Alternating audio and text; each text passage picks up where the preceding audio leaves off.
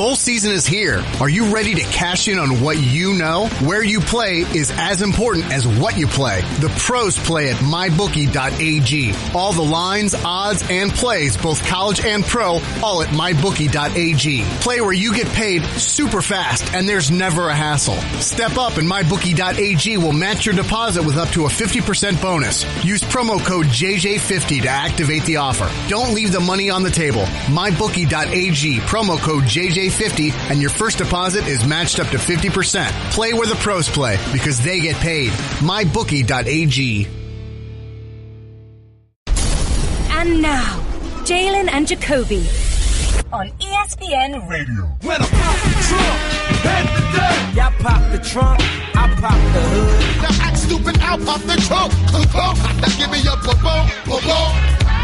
Welcome to Jalen and Jacoby. He is Jalen Rose. What up, Joe?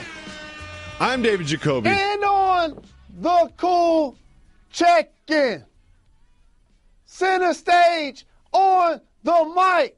And we putting it on wax.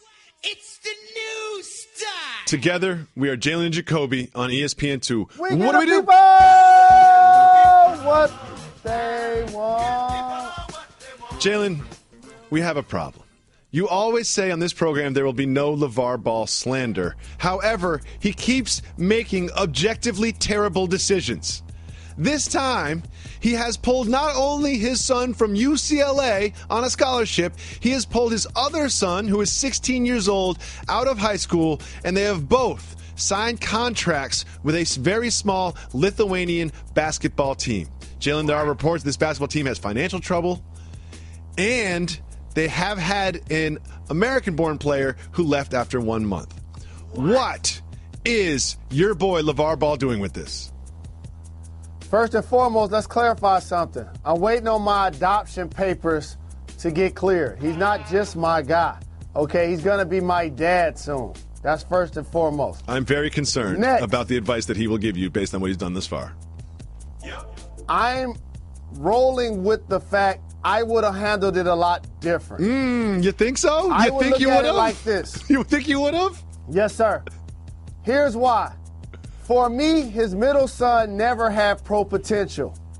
So if he's going to play in Lithuania as a freshman in college, that means he'll be a much better player 3 or 4 years from now after playing at UCLA, getting a quality education, walking on a campus with a backpack, hoping to graduate, and then playing professional basketball, because I never felt like he was a professional prospect.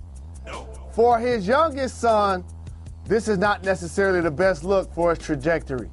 You mentioned all of the reasons. The coach doesn't speak English. It's hard for him to help make you better. If the team has financial issues, it's hard for me to say at least you're getting money, both sons, for playing the game that you love, because you can't knock somebody getting paid for their trade. But the problem is, in those situations, they can look at you one day and say, we don't have the funds to pay you, which is an issue. And we've looked at this before, like Brandon Jennings played a year in Italy and Moutier played a year in China, but those were bigger spots, bigger teams that were sort of grooming you for a professional NBA experience. Let's get some more information on this team in Lithuania. The village that they are in, Pereniu, is a village of approximately 10,000 people. The team is 4-1. Oh, guess what? They lost after the coach got ejected with just 3 minutes left. They signed one American player, Brad Tinsley. He left after a month. There are reports that Tinsley said that the coach did not play him because he could not speak to him because the coach doesn't speak English. They're playing in an arena that only has 1,700 seats. There's also reports that their salary, and I cannot believe I'm even saying this, the reports their salary is around $4,000. Like, none of this seems like a good idea. Here's what's going to happen. I'm going to make a prediction, record the tape, make a note. This is happening. They are going to start playing in Lithuania mid-January is what I'm hearing. They will be back in the States. They will be off of this professional team within 2 weeks. I'm making a prediction. They will not last 2 weeks on this team before, guess what? The dad gets mad at the coach and the franchise, and he pulls them out, just like he pulled them out of UCLA, pulled them out of Chino Hills. This is so inevitable and so obvious that I don't even understand why make the decision in the first place. I'm just going to fall back and watch your prediction because I hate to say this. You take 2 weeks, I'll say a month. A month. Like, it will not be Valentine's Day. It will not be Valentine's Day, and they will be back in the States, and then LeVar Ball will have some great quotes about how that wasn't the right fit for them, and they're going to be on another team, they're going to make it to the NBA, and they're going to be on the Lakers, and it's all going to be fun and entertaining. But at the end of the day, I think LeVar Ball is extremely entertaining when he speaks into microphones, but I do not think he makes good business decisions on behalf of his sons. It's just a fact. Like, it's hard to even argue that, because in terms of them making their way to the Lakers, which is the goal, this is not the path to the Lakers. I don't know a lot of Lakers that went at 16 years old and played professional basketball in Lithuania and then came back and turned into perennial all-stars. Like, I don't think that is the path, the way to get to Laker stardom. I don't know. I never played in the league, so what do I know? You know? I like the fact that Lonzo is still trying to salvage his rookie year and blocked out the noise as best you could with all of the distractions that we're discussing right now that have nothing to do with him. It's still his family, his dad, his younger brothers. So there's going to be some concern about what's happening. But I agree with you. Overall, I don't like it for the middle son, and I definitely don't like it for the youngest son that shows so much potential, even scoring 90 points in a high school game. You know that the Lakers front office and the Lakers coaches were like, does this mean LeVar goes to Lithuania too? Does that mean LeVar goes too? Do we get rid of LeVar from this? Is that what's happening? We'll boost their salary. They're in financial trouble. We'll send them some money so they can host practices if that means LeVar is going to be in Lithuania. No, he about to be on the Lakers coaching staff. Yeah, right. Y'all ain't get rid of me that easy. Moving on, Shaquille O'Neal was talking with Business Insider, and here's what he had to say. Quote, I told Rick Barry I'd rather shoot 0% than shoot underhand. I am too cool for that. Jalen, is being too cool to shoot underhand, even if it could improve your free throw percentage, a soft move or a boss move? Only for Shaq. He was the coolest big guy to play in the NBA since Wilt Chamberlain. For those who don't know about the Big Dipper, he epitomized cool for all decades. He put up numbers on and off the floor that have been and will always be unmatched. But for Shaquille O'Neal, a fun-loving big that accomplished so much, a four-time champion and all-time great, he could get away with a comment like that because he still was able to find ways to achieve things that most people, mere mortals like myself, would never get close to. But you can't, if you're not him, actually fix your mouth to say this as an active player, because that's not something media, fans, and coaches, in particular your teammates, want to hear. I love this. I think this is a boss move. It's like no one looks at Shaquille O'Neal's career and says, oh, yeah, only if he could shoot free throws, maybe he would have been better. He's an all-time legend, top 10, top whatever you want to say it. He is a legendary basketball player with rings on rings from different teams, and it's like, no, he doesn't need to prove anything. Do you know what he did? You throw him the ball, he turns around, he dunks on everybody with people hanging all over him. Then he has to go, the free throws he shot were and one free throws. And he's like, you know what, I already got the hoop. I'll miss it regardless or whatever. I definitely support Shaquille on this one. It's not like anyone looks at Shaquille O'Neal's career and says, oh, he could have been better. He was great. He was dominant for years, and unfortunately, you were on the other side of some of that dominance from time to time. Well, but he represents the exception, not the rule. You wouldn't implore DeAndre Jordan to feel that way. You would hope he'd go out and do what Andre Drummond did this year, continue to work and get better from the charity stripe. And also, Andre Robertson in OKC playing on the perimeter. You want to see him go to the line and try anything if he's going to shoot a better percentage. Jalen Rose. What up, Dow? There's been this thing with the Thunder. Here's the story of the Thunder this year. All of a sudden, they lost. They kind of lost in a bad fashion in the playoffs. It was Russell Westbrook and basically just Russell Westbrook trying to carry them past the Rockets. Didn't work out. Didn't even seem like a very competitive series. Sam Presti got Russell Westbrook some help over the offseason. Brings in future Hall of Famer Carmelo Anthony. Brings in former All-NBA player Paul George.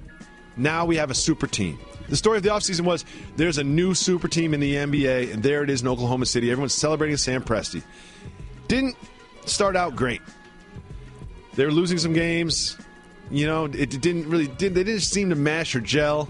And then they had a night against the Warriors where they absolutely dominated the best team in the NBA. And it seems like, oh, maybe they turned the corner. Guess what? They did not turn the corner. The latest is that they lost to the Charlotte Hornets 116-103. Carmelo Anthony left the locker room before the media even got there. And Paul George said that at some point it's got to stop. The Thunder are now 12-14 and 9th in the Western Conference. I'm starting to be convinced that they might not turn the corner. They might not gel. They might not right this ship. What do you think is happening in Oklahoma City? What's happening in Oklahoma City is if the playoffs started tomorrow and you have the three individuals on your roster that you just described, they have the ability to get you 15, 20 points in a quarter, take over a half, take over a game, and even take over a series. But during the regular season, the isolation style that has made, in particular, Carmelo Anthony successful, Paul George is playing a lot faster than his normal pace, though he's had his moments where he's really been dominant. And obviously Russell Westbrook, a triple-double machine, the reigning MVP. What needs to happen is playing in the Western Conference, it's hard to have an undersized player not named Draymond Green playing the 4 spot, which Melo occupies. Mm-hmm. Yes, he's going to be able to get you offense, though he's shooting a career-low percentage. But where are those shots coming from? Mid-range, off of post-ups, ISOs, and or catch-and-shoot threes. He can do that, but that's not necessarily the strength of his game. That's the positive. Now let me get to all of the negatives. Okay. Everything else. Everything else. Let's focus on Westbrook. Who he's going to guard, rebounds, shot blocking, help side defense, strong side pick and roll defense. It's just not his body style or type to go against guys like a workman like a Taj Gibson, who's been throwing his elbows and knees around playing 4 and 5 for his entire life. They're just too big. For Russell Westbrook, however, the adjustment is to continue to play like you did last year and elevate the play of Steven Adams, who's been playing well. Get more out of Grant, who I like his live legs, and he's going to get more minutes up front. And then continue to nurture Paul George in the half court to get his offense going. And Melo will find a way, has to find a way to get his after that, because they've competed defensively. But a couple of things that they struggled at are surprises. Losing games when they're the favorite, losing games when they're up double digits, and losing games clutch time in the fourth quarter. 3 things that we didn't expect. And there have been fourth quarters where they lost a lead and Paul George didn't attempt a field goal. There have been fourth quarters where it just seemed like that one of those 3 just kind of disappeared for long stretches of time.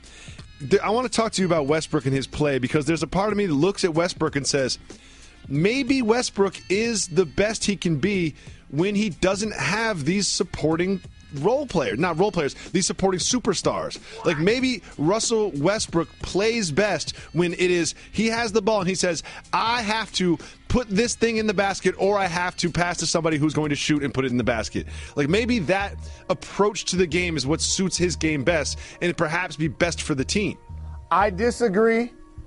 I deny and disagree with that statement, because I've seen him play with one player that won 4 scoring titles, and Kevin Durant, and won the MVP. And I also saw him play with James Harden, who's manning a Houston team that has been top 2 or 3 in the West the last couple of years. And don't be surprised that yearly, not only is he in the conversation for top player, but putting up astronomical numbers. That level of sacrifice was made by those 3, which is why they made the NBA Finals as a young squad. So here's something that I could see happening. You remember, Sam Presti, the front office, are celebrated after building this super team with 2 trades where they certainly seem to get the better of the trade with Paul George and Carmelo Anthony. I mean, they were celebrated, and this team had high expectations. We always say that your happiness is a function of your expectations. Then they're now below expectations. Do you know what they're not going to do? Can't trade Carmelo Anthony. His no-trade clause comes with him to Oklahoma City. You're not going to trade Paul George. No one wants to rent Paul George for a couple months before he could leave. You're not. Russell Westbrook's locked in forever. He's not going to be traded. So you can't really make these personnel moves to try to turn the corner. What do? When you're the front office and you think that you've done a great job for yourself and you've got a bunch of players that you can't really trade, what happens to make an adjustment midway through the season, Mr. Rose? What is that? I don't like lobbying for anyone to lose their job, but since you can't trade all of the players, you get on the phone with David Fisdale or Mark Jackson and try to get them to town.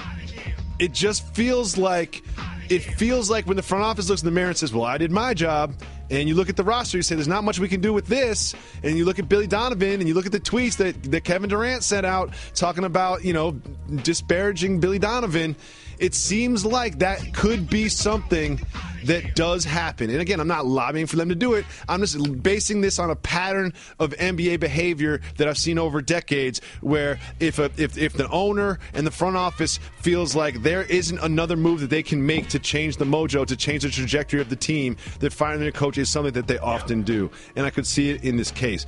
But here's one thing I wanted to ask you about, Jalen Rose.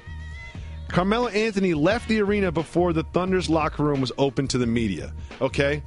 I've never, ever, ever, ever, ever, ever, ever, ever played an NBA basketball game. I don't know what the logistics are like in the locker room, how long you get to change. Are you still naked when the media gets in there? Is there a back door you can sneak out of? Is this disparaged? Do you have to tell a coach before you leave?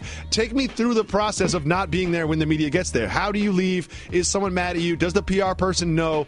Is you going to get fined? What happens? There's a cool-down period, 10 minutes for the coach to meet the media, 20 minutes overall for everybody can come into the locker room. What ends up happening in that case, you could do a quick shower. We call that a shower pill, where you basically don't wash your underarms or your midsection. You actually put some water on your face and your head, and you run and throw your clothes on without barely being dry. I've done that before, multiple times. Or you could just not take a shower. I've never done that. Well, you've done that in Phoenix when you didn't play. I didn't do that because I actually worked out because I thought I was going to play. Okay. That made it worse.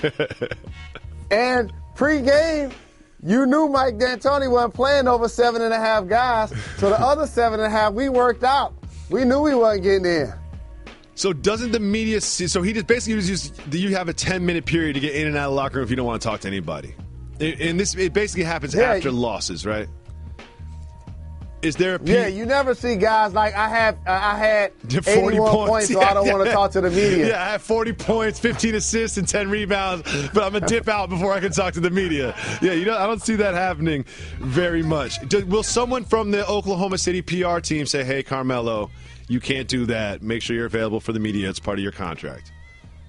No, he knows his responsibilities. The league is going to fine the team and or fine him. There's nothing to be said. Really? So you think there'll be a fine? He was just in New York City. You don't think he know the media obligations in OKC? Interesting. Bowl season is here. Are you ready to cash in on what you know? Where you play is as important as what you play. The pros play at mybookie.ag. All the lines, odds, and plays, both college and pro, all at mybookie.ag. Play where you get paid super fast and there's never a hassle. Step up and mybookie.ag will match your deposit with up to a 50% bonus. Use promo code JJ50 to activate the offer. Don't leave the money on the table. Mybookie.ag, promo code JJ50, and your first deposit is matched up to 50%. Play where the pros play because they get paid. MyBookie.ag.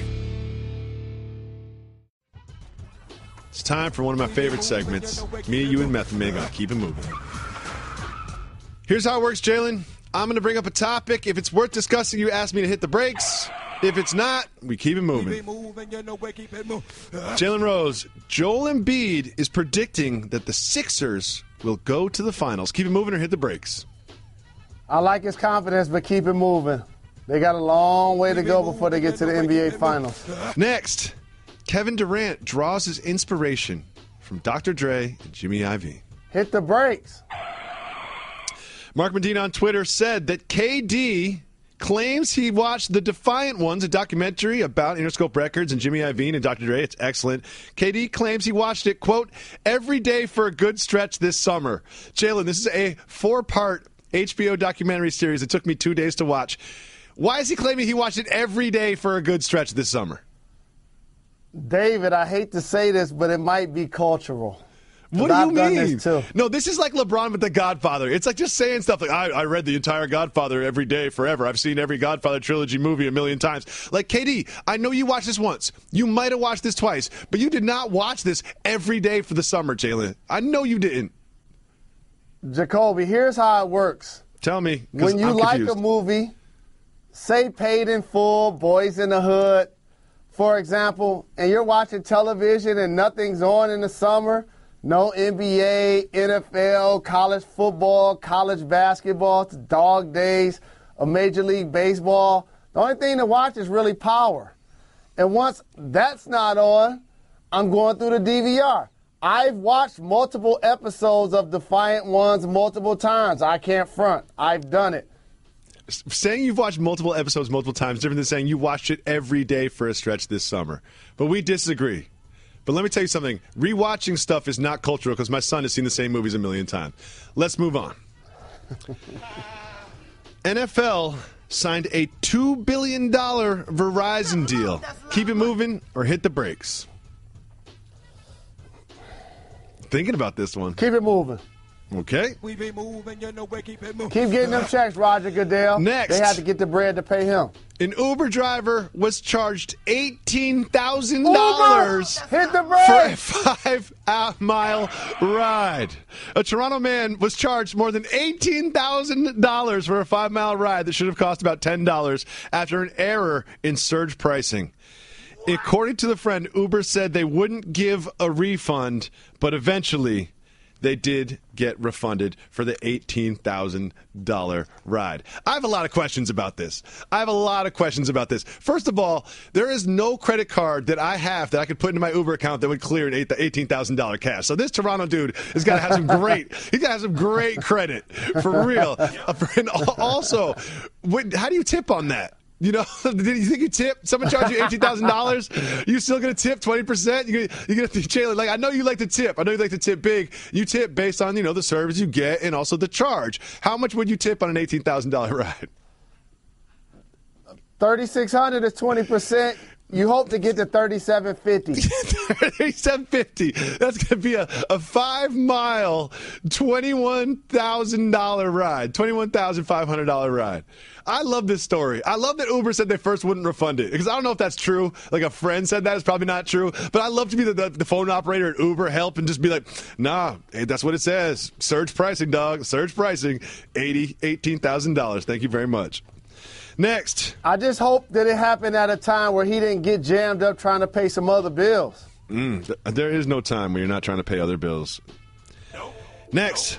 The Giants are upset that Eli Apple was tweeting during the game. Keep it moving or hit the brakes. Hit the brakes.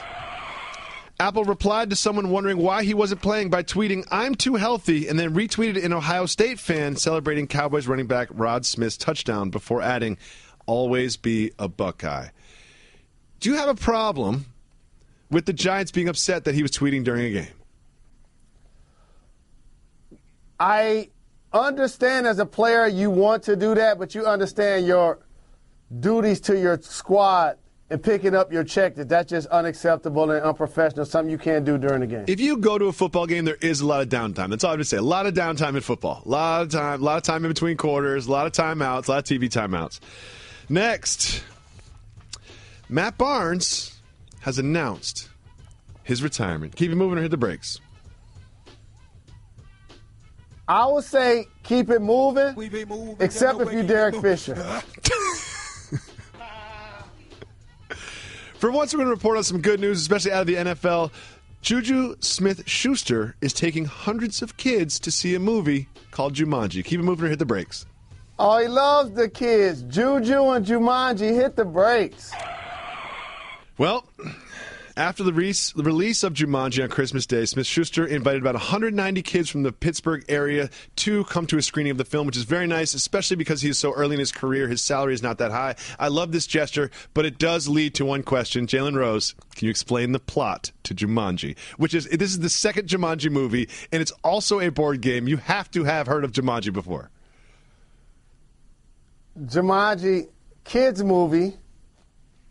It's a cartoon. It's about prehistoric animals. Oh, okay. I think I recall seeing dinosaurs and all type of ancient archival What happened at the end of the animals film? that eventually went extinct and all the kids cry on Christmas Day with Juju. You're the best. Moving on. Dale Earnhardt Jr. has a new career. Keep moving or hit the brakes. Oh, hit the brakes. I got love for him. I know you love Dale Earnhardt Jr. You guys have a special bond. Dale Earnhardt Jr. and his wife Amy are starring in a home improvement miniseries for the DIY network. I watch a lot of programming that is about renovations of homes, purchases of homes. I watch way too much of this stuff, but there's something about this I want to ask you. Do you think this was his wife's idea? I think it was their idea because when you have the kind of bread that he's had for so very long, you're buying and selling a lot of real estate.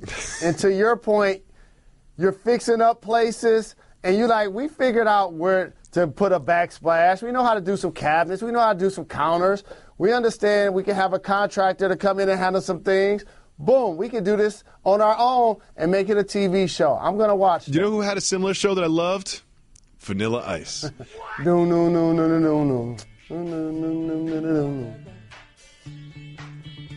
Under pressure. Jalen. What up, though? You mentioned Lonzo Ball earlier, and you mentioned that he was struggling. And I want to disagree with that. Happiness is a function of what? Expectations. Did we expect Lonzo Ball to be a 40% three-point shooter? You know? No. Like, did we expect Lonzo Ball? No.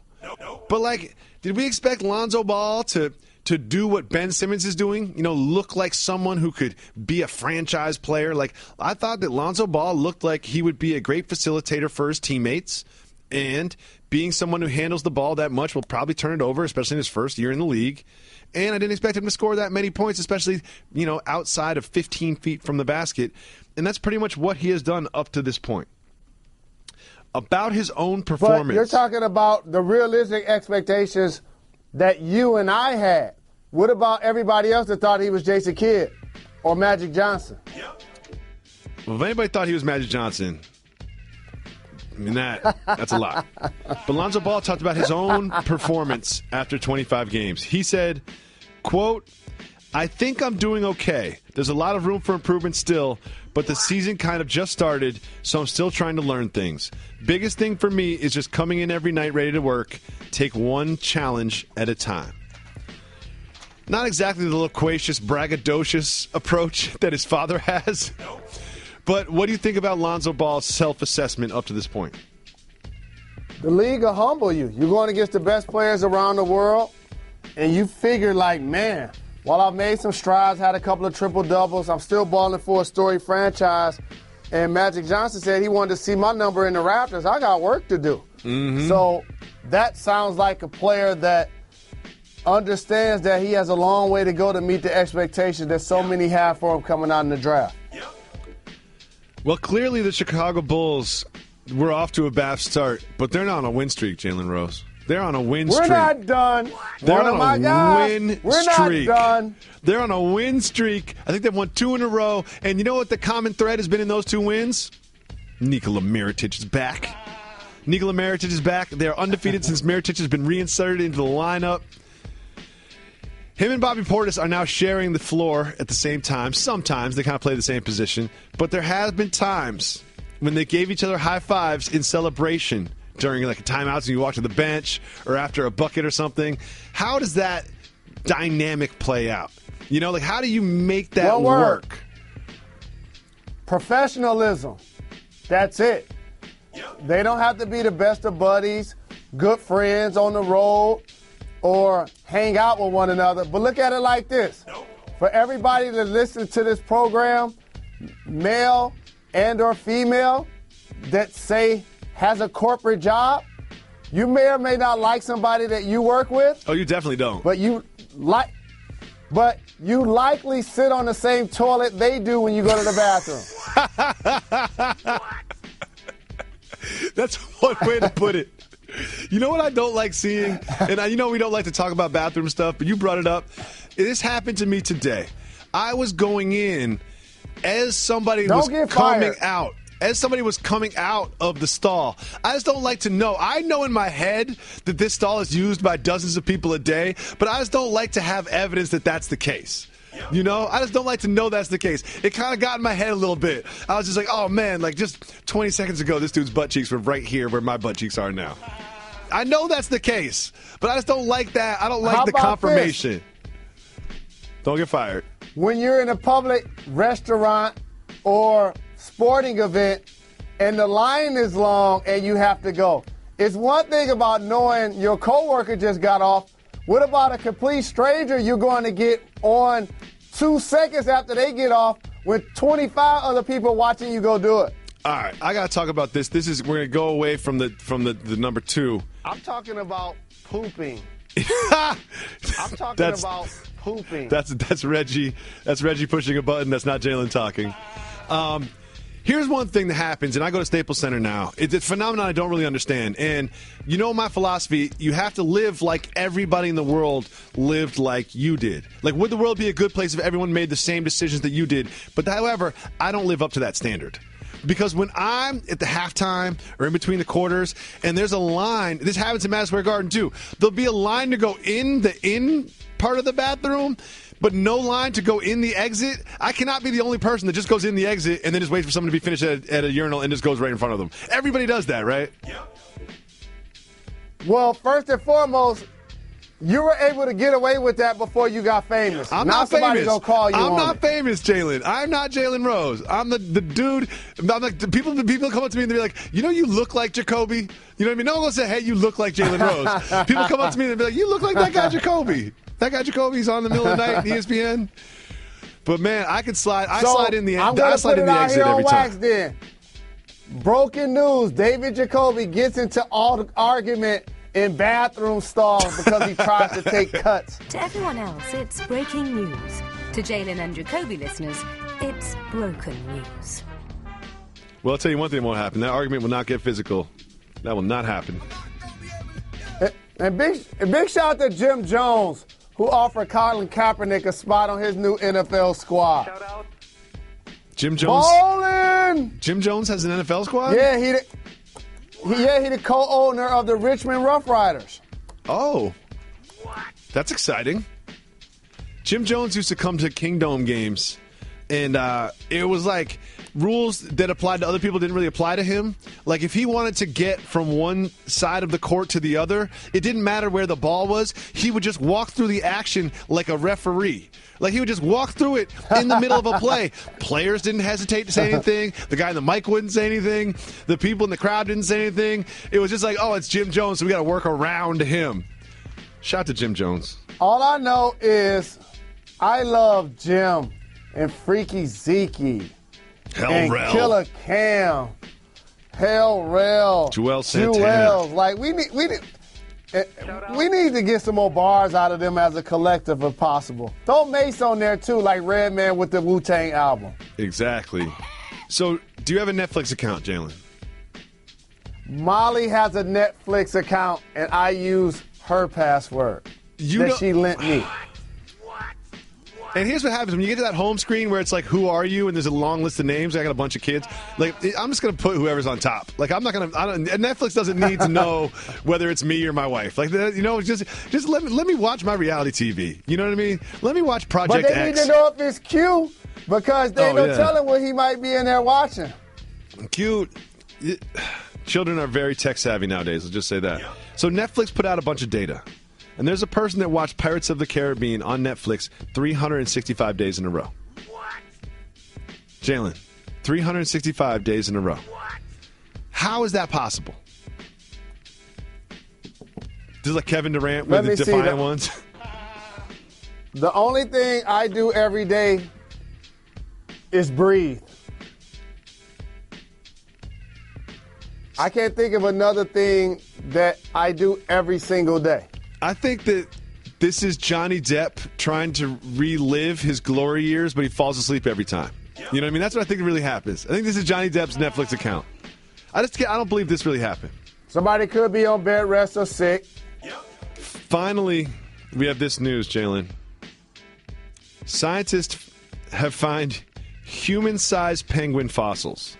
They found penguins that are 5 foot 10 inches long, and they swim, and they weigh 223 pounds. Human-sized penguin. You know what? I think people are more confident when they're proud of their fossils. I don't even know what that's a reference to, but I assume it's going to get us fired. So I got to do something to you, Jalen. Brace yourself. Jalen Rose is about to explain a movie plot. Explain the plot to Pirates of the Caribbean. Oh, that's easy. First off, Johnny Depp is in it. Yeah. He's an angry pirate that looks like Rick with the patch over his eye. Okay. He continues to have assault weapons. Yep. He doesn't come to shore for good at all.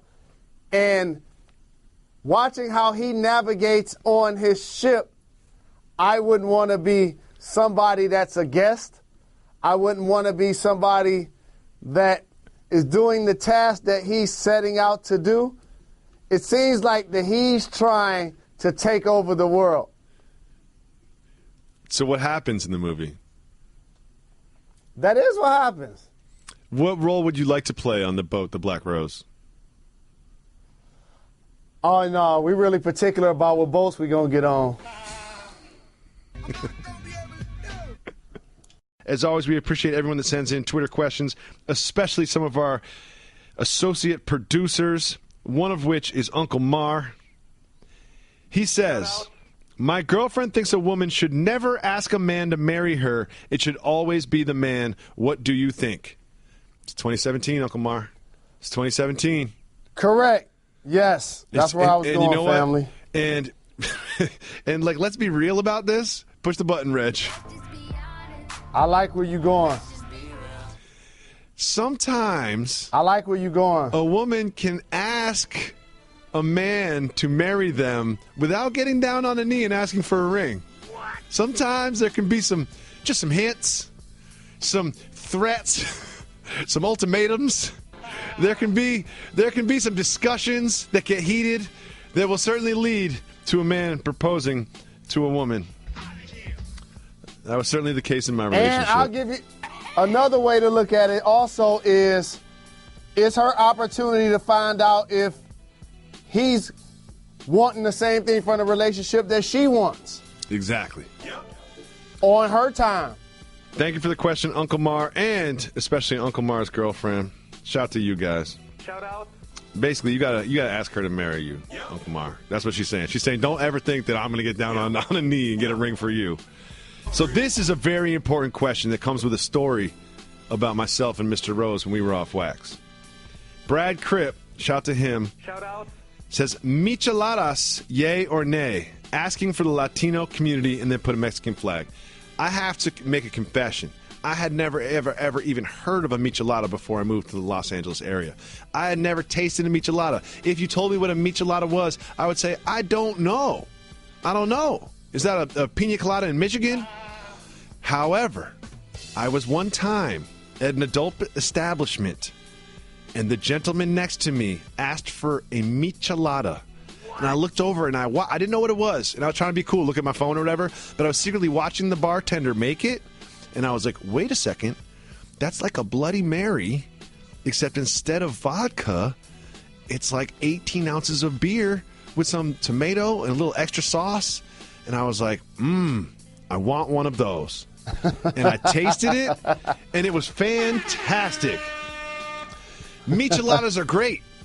And not only did that happen to me once, I started ordering micheladas from time to time. And one time, Jalen Rose and I were out at an establishment where they serve adult beverages, and I asked for a michelada. Jalen asked for whatever fruity drink he asked for. My michelada came, and he said, what is that? And I was like, it's like a beer with some tomato juice and a little bit of Tabasco sauce, maybe some other things that I don't know. And he said, let me try one. And Jalen took a sip, and it was like the old Life cereal commercial where they say, Mikey likes it. He likes it. He likes it. Jalen proceeded to order nothing but micheladas for the rest of the evening. I believe we were watching the Final Four. I think Frank Kaminsky was playing, if I remember this correctly. Jalen, micheladas, yay or nay? Brad wants to know. Yay, because of the story you just described. It's just one of those things that when it's time to have a beverage, it feels like it takes too long for that one to come. So order something else first. Yeah, there you go. There are some ingredients. And also, it did remind me of a red eye. And if you don't know what a red eye is, Google it.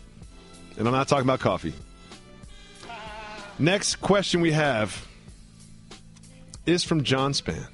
Soft move or boss move? Re-gifting a present from your job's Christmas party that you'll never use to someone. I got golf balls and gloves, but I've never played golf ever. I fully support re-gifting. This is a boss move. I fully support re-gifting. Definitely a boss move. Re-gifting versus stashing, throwing away, or never using. Exactly. And just because you don't play golf, John, doesn't mean the people around you don't play golf. And they would appreciate it. Another thing is, it's like, I always know a re-gift when I see it. You know? Like, you always know when someone got you a gift. Or there's this one friend of the family where I go over their house, and it's like one of my wife's friends of the family, and I can tell that they had a present for her, but they're just re-gifting something for me. You know what I mean? They're like, here's an alarm clock with a CD player. And I'm like, wait a second. It's 2015. I don't need an alarm clock with a CD player. You know I ain't want this. Yeah, you just went into the garage. You heard I was coming, or you heard my voice. You went in the garage and wrapped something up real quick. You know what? Shout to them. Shout out. I think Bill Simmons did that to me once. I think he gave me like some sort of like it was some sort of like alarm clock / you know what I mean, like iPod dock, speaker system. He's like, this is really great. These are really good. And I was like, Bill, you didn't have to get me a present. You'll love this. Yeah, I promise. I didn't get you anything, Bill, so it's not like you owe me something. If I got you something, I can understand if you re-gifted me something. But come on, Podfather. As always, love and respect to the great Podfather. Without the Podfather, always, none of this happens. Shout out. He is no question the genesis, the catalyst of everything that is Jalen Jacoby on ESPN Radio. Uh-oh. Another question from Uncle Mar. What up, Uncle Mar? Whose career would you rather have, Tony Hawk or Dale Earnhardt Jr.? Dale Earnhardt Jr. I know he's your guy, but I'm going Tony Hawk here for this reason. If you are my age, which is 39, about to be 40, there was a good 10-year period where Tony Hawk was basically the coolest person on the planet. Like, he had a job, but it's like, when you watch Tiger Woods play golf, like, the actual act of golf isn't cool, but you watch Tony Hawk skate on a skateboard, you're like, he looks cool while he does this. Like, he looked great, and I'm not a video game guy, unless we're talking about Golden Tee. But Tony Hawk's video games meant everything to me for like a 5-year stretch. Tony Hawk is the man. Dale Earnhardt. I ain't mad at that choice. Dale Earnhardt, you got to spend a lot of time at the racetrack. A lot of time at the racetrack. And look at Tony Hawk, right? Tony Hawk's wearing like baggy jeans and like cool like signature sneakers. He's got hair in his face. Dale Earnhardt Jr. is wearing like a mechanic suit with logos all over it from different corporations. It's just not as cool. Getting them checks. And they both have enough money. You know what I mean? I know that athletes don't athletes never think there's no such thing as enough money, but when you're just a civilian, like, you got over $20 million, like, there's nothing else to even talk about. Like, you're fine. It ain't just athletes. Listen, it ain't just athletes. Listen, but I'm in the world of athletes, and athletes always say, like, oh, well, he's not going to leave $4 million on the table. As a civilian, and you Google that athlete, you're like, you made $200 million. Like, you made $200 million. What's the extra for?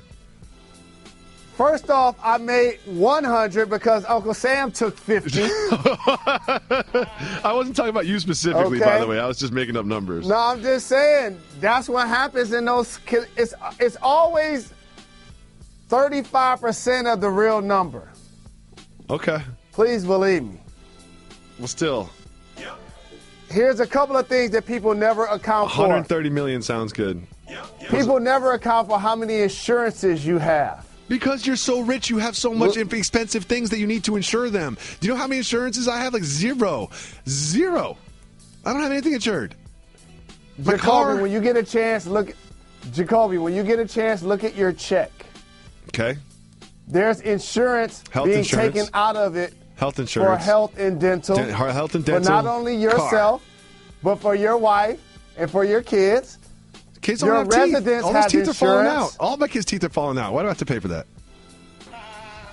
Your residence has insurance also. And your vehicle.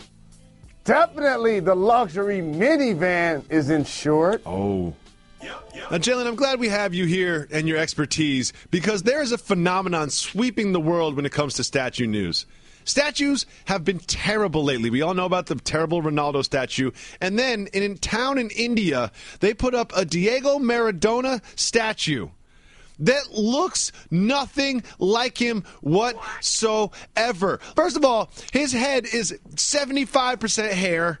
There's this is a mess that looks nothing like him. It looks like an old woman. It looks like an old woman. As the senior statue analyst, not of ESPN, but of the world, how does this keep happening with statues?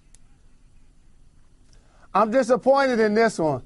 This one makes him look like Michelangelo from the 1700s. Not a fan of how this was done in any way, shape, or form. I'm disappointed to the point there will be a redo.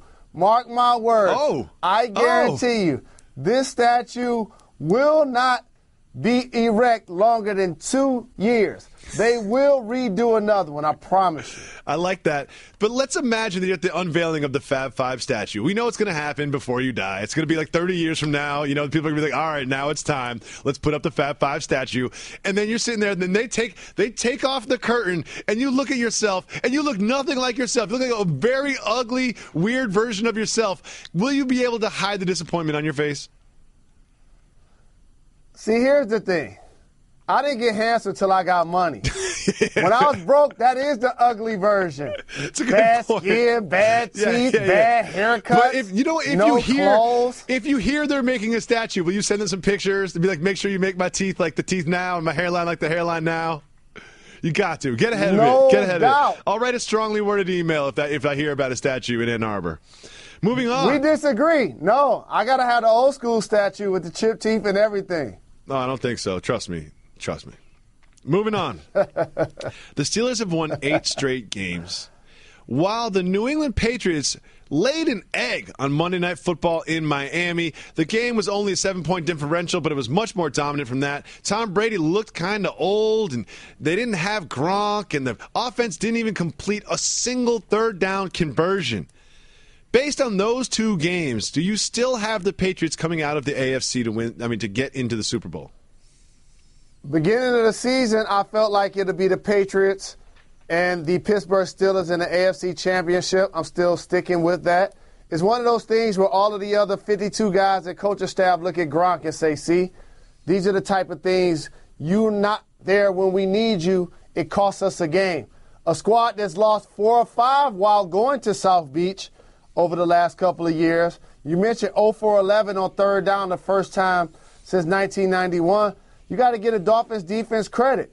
A couple of picks, getting to the quarterback, and Jay Cutler actually played well and silenced his critics at least for a week. He did. I found that concerning as a die-easy Patriots fan. Those 2 picks you were talking about were good plays, but they were both underthrown balls. Tom Brady didn't complete a pass to a wide receiver until the third quarter. It just seemed like, I don't know if adding Gronkowski is going to solve all these problems. They had trouble on defense. It just felt like there was a lot of injury, replacement, backup players on defense. It seems like you can only get by on coaching as fast, as long as you can. You're going to need to add some talent, which the Steelers certainly have at their skilled positions on offense.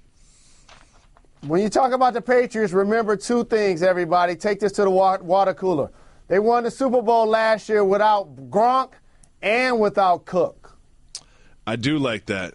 Cooks had 1 catch. And at the game was Derek Jeter.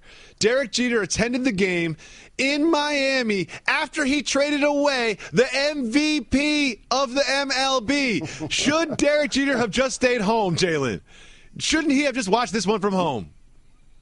No, he's waiting for the New York Yankees to erect his second statue for delivering them a couple of championships in Stanton.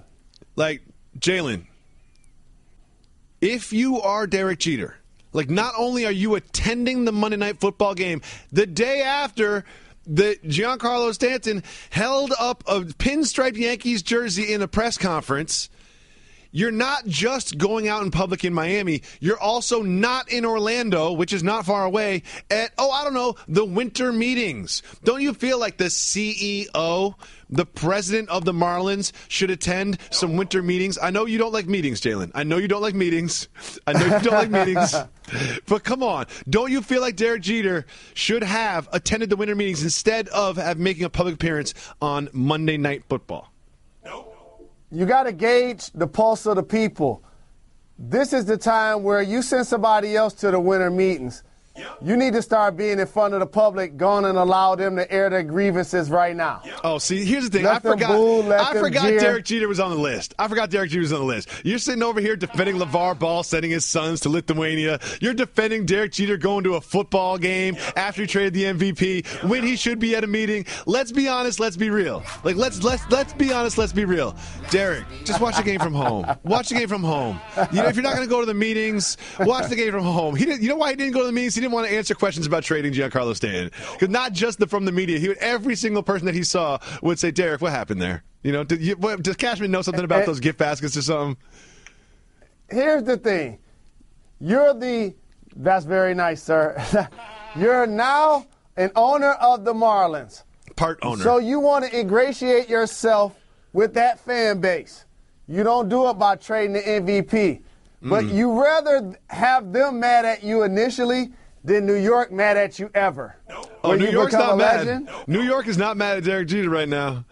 I was walking through the calf, and I felt bad. I took it out on Tim Kirchin. I'm like, what's going on in baseball? Like, seriously? He like, yeah, they got Magic and Bird on the same team. I'm like, that's LeBron and Jordan. It is. Ladies. Jalen.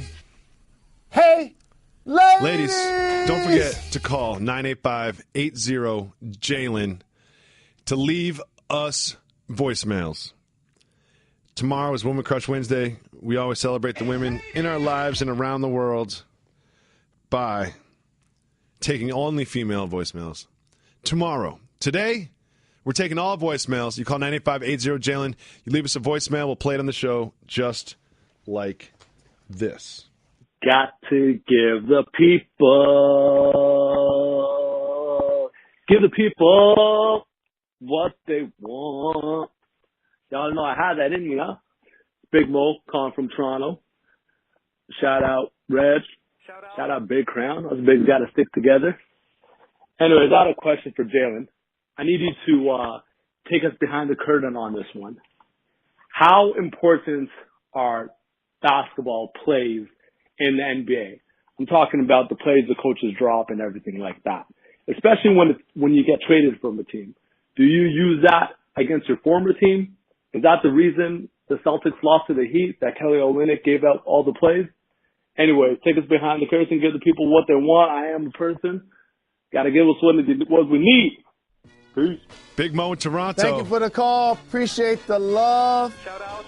He has an amazing voice. Reg, why don't you clip that off? And instead of me having to sing, we could just use that one. Oh, stop it. Stop it. I tried. That's one. Number two, let me tell you how important basketball plays are. When you're watching an NBA game, see the effective and the efficient play that someone like a Brad Stevens does. Out of timeouts, sideline out of bounds, underneath the basket, inbounds plays.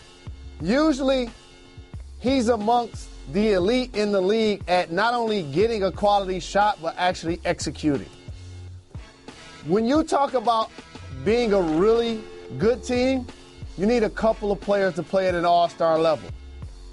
When you talk about being an all-time great team, they all have coaches that fit the bill. Showtime Lakers, who was their coach? Pat Riley. Yeah. The Jordan Bulls, who was their coach? Philip Jackson. Yeah. Shaq and Kobe, who was their coach? Still Philip Jackson. Yeah. What about Tim Duncan, Manu Ginobili, Tony Parker, Kawhi Leonard? Gregory Popovich. Yeah. What about in the NFL, say, who's Tom Brady's coach? Bill Belichick.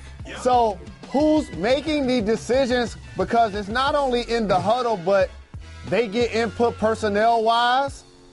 So it definitely does matter, no question about it. But here's a question, Jalen. We all know coming out of a timeout, especially at the end of the game, when a play is drawn up, you can see who they're going for. They have other options. It looks really intelligent and coordinated, and you can see what's happening. But, middle of the second quarter, in the flow of the game, and there hasn't been a stoppage of play for 7 minutes, sometimes it does feel like me at the gym. We're just going to go try to figure this out. Well, here's the thing that's different about basketball and football. What happens when the ball stops in football? They huddle up. They call play. Football is a very strategic, coordinated. Everybody has a job to do. If they're in this defense, then you block this person. It's all in their big binders. They practice. There's a lot of responsibilities and adjustments and pre-snap reads. Basketball is a lot more flow. Basketball is a lot more improvisational dancing instead of a choreographed tango. You know what I mean? So if a team is going to make 40 field goals, we're not going to stop looking around at each other before somebody puts the ball in the hole, because the game keeps on moving. But here's a question: Is every possession in the NBA? Is there a play call on every possession that's not in transition? Transition plays are just that. It's called a secondary break. They're plays that you set up after a dead ball. So whether the team is back set defensively, whether it's a made free throw, whether it's a made basket, that's usually a different set play versus your secondary offense where you hope to get a faster shot as the play develops. And then there are teams that hope to move the ball side to side, like the San Antonio Spurs, to get action on the weak side. Mm-hmm. Then there are teams like the Houston Rockets that want to launch up the first three they see. And the Houston Rockets, it feels like a lot of that is style of play as well. With the Rockets, it feels like James Harden brings the ball up and somebody sets him a pick, and he goes off of that pick and roll, and then they either score or don't, and that's just kind of what happens every time. Does James Harden say, two, or look over to Mike D'Antoni, and then look back at the team, and then relay the information? It doesn't feel like that's happening at all. Because you don't have the autonomy. It's not like if Bobby Knight's your coach in college where he wants to control every play. And by the way, the only coach to coach an undefeated team to an NCAA championship. No shots. It's just that that's how he operates. Versus in the NBA, when James Harden has the ball as the coach, you should be able to breathe. Woo! James got the ball.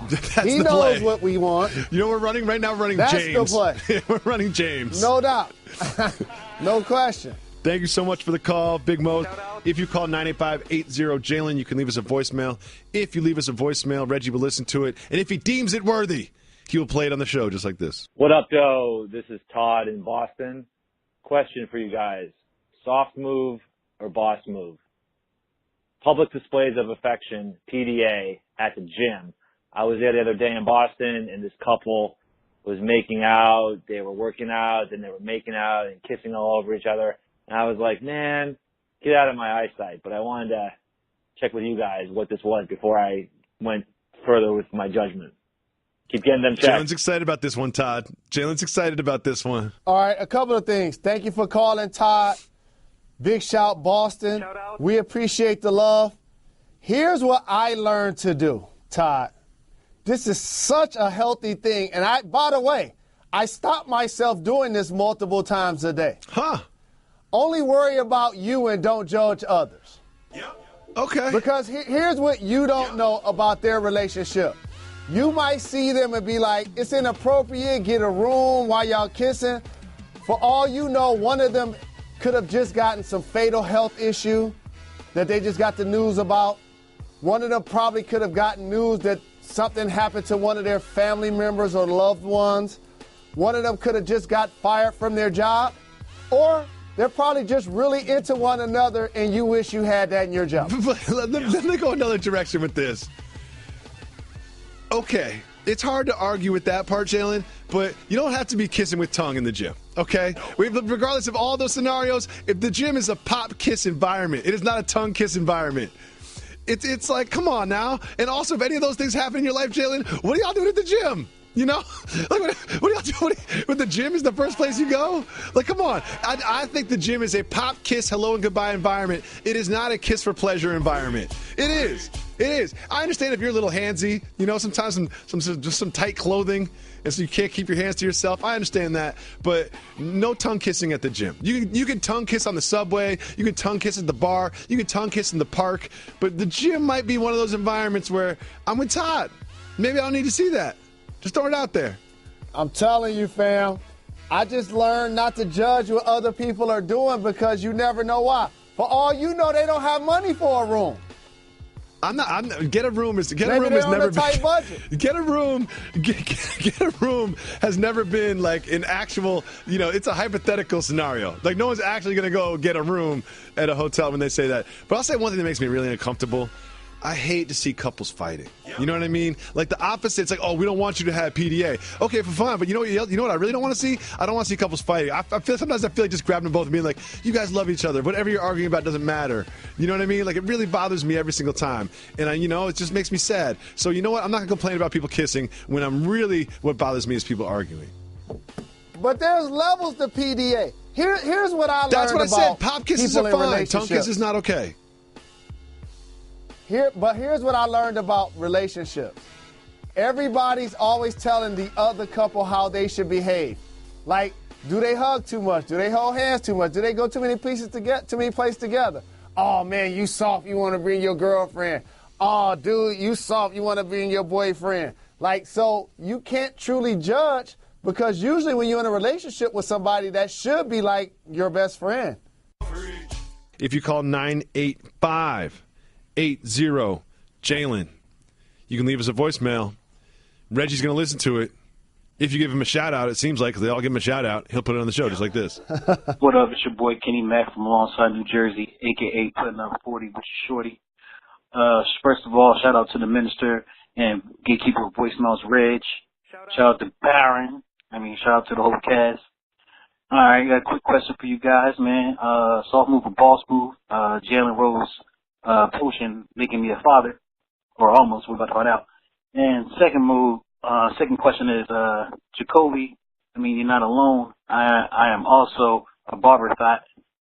Yes, I said barber thought. I do hop from barber to barber. I don't feel like waiting, and sometimes I just want to get my cut and go. So yeah, I'm with you with that one, bro. As anything, give the people what they want. Keep getting those checks. And keep doing the good work, fellas. Peace. I got to address the barber thought thing. First of all, shout to Kenny Mack in New Jersey. I got my hair cut this morning. And Jalen, you've said this before, successful people have routines. My day is meticulously planned down to the minute. And I go to the barbershop very early in the morning on Tuesday on my way to work. The particular one I go to, because my other barbershop isn't open at that time, is always empty. Always empty at that time in the morning. It's just way too early for anyone to be up and getting their hair cut that's not named David Jacoby. I go in there today. There are two barbers there that have both cut my hair before. And I go in there, and they're both cutting someone's head. And I was surprised. And the young lady went to me and was like, oh, who do you want to cut your hair? And I was like, are you crazy? Who do I want to cut my hair? You think I'm going to sit there and let one of y'all finish and just watch that chair be empty while I wait for the other person to cut their hair? My haircut's very easy to accomplish. You guys can do a mediocre job, which is all I'm looking for. So I just told them whoever is done first. So what I'm noticing is a pattern of behavior that has nothing to do with the barber. What's that, Mr. Rose? You're the kind of person, I wrote this down earlier. You were like, you go to Staples Center now. Yep. This leads to the guy that becomes a Die Easy fan. Yeah.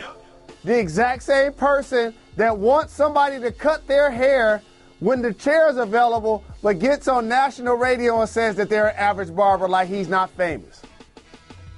First of all, this barber's not listening to Jalen Jacoby. What? Okay? This barber's not in the demo. Okay? You don't need me to explain. We don't have a demo. She's not in the demo. But she does a great job. But she does a great job. I don't think she's a big sports fan. And so let me say something about the other thing that he said during the call. I want to give away the potion again. okay? It gives you energy and it gives you stamina. You can just make yourself some hot water. Really simple. Pour some apple cider vinegar in there. Pour some cayenne pepper in there. Stir it with honey. And put a dash of lemon in there. It's not going to taste like a smoothie. It's not going to taste like a smoothie. But I tell you what, results 110%. You don't realize you have apple cider vinegar in your fridge or your cabinet, but you actually do. You never cooked with it, but you have it. I promise. Thank you so much for the call, Kenny Mack, New Jersey. Shout out. Ladies, don't forget, call 985-80-JALEN. Tomorrow is Woman Crush Wednesday, where we take exclusively female voicemails. Today we're taking all callers like this one. Jalen and Jacoby, what's good? This is Ray calling from Savannah, Georgia, but really from Louisiana. So what's up to the whole staff? Shout out to everybody. Have a question. Have been having these Hall of Fame questions a lot lately. Has a buckets guy ever made the NBA Hall of Fame? I was trying to think. I couldn't actually rack my brain about who has been just straight about buckets in the NBA Hall of Fame. I was thinking maybe Ricky Pierce, Vinny Microwave Johnson. I don't think either one of them in the Hall of Fame. So I was thinking guys like in today's game like Jamal Crawford or Lou Williams. They just straight about buckets. Do they have a chance to get into the Hall of Fame? What's your opinion, both you guys' opinion on that? Shout out to the old outro. Giving the people what they want, giving the people what they need. Hey! Thank you for the call, Thank you Ray. for the call. Representing Georgia and Louisiana in the building. A couple of things. I have to do a distinction for our fine caller. We appreciate the support. They're heat check caliber players that get buckets and flurries like Lou Williams and Jamal Crawford, but they're not necessarily considered prolific scorers like a Kevin Durant who's led the league 4 times and been an MVP. So there are players that fit that distinction. I'll give you one that didn't make it that should. Eddie Johnson, who scored more points than any substitute ever, and a player that did, that's prolific. My fave, you seen the poster, Iceman, with his legs crossed, sitting on 2 ice cubes. I would say that what he means by a bucket guy, and I'm interpreting a little bit here because all NBA players do other things on the basketball floor, whether they're known for them or not, is I would predict that Ray Allen would fit that category. He's definitely going to go to the Hall of Fame. No one was ever like, oh, Ray Allen is here for his defense. You know, no one was ever like, oh, Ray Allen's going to give us rebounds and assists tonight. Like, he was on the floor to score, and that's what he did. So if Ray Allen fits in your criteria, I think that he would be someone who will be in the Hall of Fame that is a bucket guy. Speaking of scoring and getting buckets, I love Sugar Ray. Got to keep him off Instagram, Twitter, and social media. You sure do. You sure do. He's socially awkward. He real socially awkward. If he didn't delete his account by now, what's he trying to get out of it? You know, he gotta delete his account. Come on, Ray. Let's listen to one more voicemail. Is the Lord of the Rings cultural? Oh wow. I never considered Thank you for the call. Appreciate the love. I'll make it quick as he did. Yes. Oh, I've never considered that because I contend that Star Wars is certainly not cultural, okay, especially since it's a Disney property. I also contend that Star Trek is certainly not cultural. However, I have not considered the Lord of the Rings books or stories or movies yet, and I have to say that I agree with Jalen Rose. Yes, the Lord of the Rings is cultural. In my personal life, I've met a lot of people that are weirdly into those stories and those movies. None of them shared a complexion with my co-host, Jalen Rose. Thank you so much for listening to the pod. We'll always leave you the dope pod to step to. I know you subscribe to the Jalen Jacoby podcast, but tell a friend to subscribe to the podcast. Rate us on iTunes. Also subscribe to the Nickel Package podcast, another podcast I'm on. It's all about football. Some very talented football voices. You will learn a lot every single day of the week. And ladies, call 985-80-JALEN. All female voicemails tomorrow. Follow us on the Twitter feed. That is at Jalen and Jacoby. We'll be back tomorrow with another dope pod to step to. We really appreciate you, our favorite podcast listener. We're not done. We're not done.